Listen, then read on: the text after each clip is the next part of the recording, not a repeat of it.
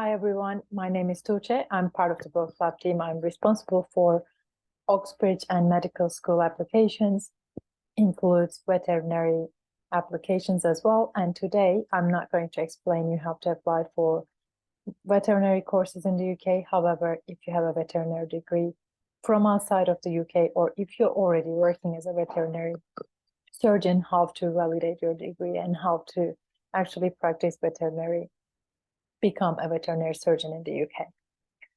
First of all, it is as usual for all the medical degrees. It's not easy to validate, or it's not a short process.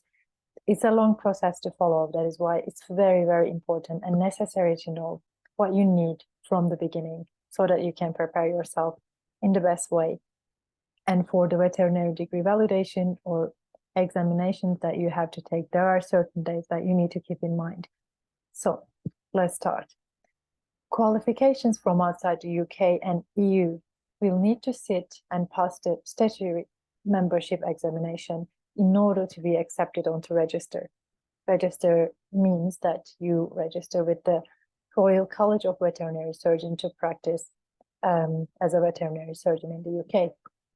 And the exam fees are currently £2,500, which might change depending on the time that you're applying. And to be eligible to take the exam, you must be already a qualified veterinary surgeon in your home country where you gained your degree. And if you pass the examination, you will register as a member of Royal College of Veterinary Surgeons, which will allow you to practice veterinary surgery in the UK. And as I said, it is very important that you need to be already qualified veterinary surgeon of good professional standing in your country. So, how to apply for this examination? The first thing to do is declaring your intention to sit the examination. How do you do that? As everything nowadays, there is a website of Royal College of Veterinary Surgeons, which you can find all the details and forms you needed. And there is a form, initial first declaration of intention to sit, which you have to complain to show your intention to sit for the examination. And you have to send this form, completed form, together with your supporting documents, that is your qualification document in English, language tests, any other work experience, evidence, anything that is relevant you would like to provide with your application. And once the application has been approved, you will be issued with a letter which allows you to see practice in the UK as a part of your exam preparation. And I will explain you what is this see practice and why this is important. Seeing practice means that as an exam candidate, you can do placements like observations in veterinary practices in the UK to gain experience and get an insight into what life as a UK vet is like, how are the team works in the UK, what structure you have to follow, and all the details you have to know about the UK system that you would understand during this C practice time. And Royal College of Veterinary Surgeons always recommends candidates spend time in this practice because it would help to understand and gain the knowledge of UK practices, and that would be part of the examination, so that is definitely needed. Another requirement, obviously, is English. As we talk about the medical schools, as you might imagine, English is the key if you would like to work in the health sector in the UK as a doctor or as a veterinary surgeon or as a dentist. And the requirements for dentists and the doctors would be a little bit higher than what is required for the veterinary surgeons. We obviously understand our dogs, cats, all the animals are pet friends with their body language and in a different way. But to be able to communicate with their owners and understand also the system and everything, the requirement of English would be providing IELTS academic with overall 7.0, no component, reading, speaking, writing, listening below 6.5, or occupational English test, the veterinary version, overall grade B, and no section below C+.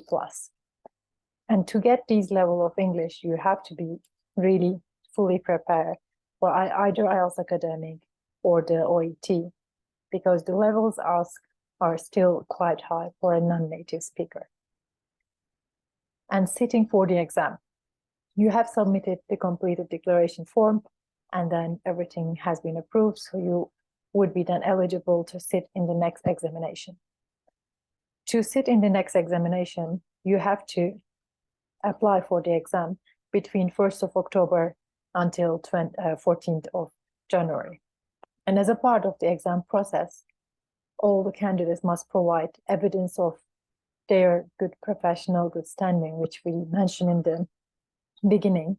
What it means the institution, that could be your university or an institution like Royal College of Veterinary Surgeons in your country, that allows you or that gives you the title to practice veterinary surgeon in your country, needs to provide a letter providing that you're not doing any misconduct, you're honest, and all these good qualities. So you are professionally, you have the professional good standing to practice.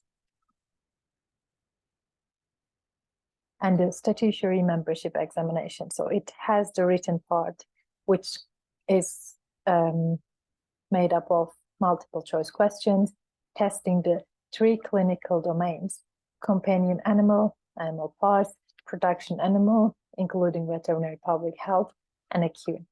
And as we mentioned, your knowledge of Royal College of Veterinary Surgeons Code of Professional Conduct. This, which you could learn in the C practice period. And the second part of the exam is a bit more of a practical, but still you're examined with the 3 clinical domains. And the exam dates, as you can see for the written exam, it's around the March, 2nd week of March. This is for this year. It might be different, obviously, for next year. And the first part is delivered remotely. That means you can do it actually from your home country with a good internet connection from a suitable location. And the second part, the practical part, is only held at the moment at the University of Glasgow School of Veterinary Medicine, and it was held in the 2nd week of July. It would be more or less the same for next year. So these are the key dates that you have to keep in mind. March and July, more or less it will be the same. And the key details you have to keep in mind, because you already hold a degree or you're working towards it, you have to, in this case, get your English requirement ready and get your documentation ready with your qualification documents, work experiences, and anything that you can provide, then apply for the test later on. Thank you very much for your time.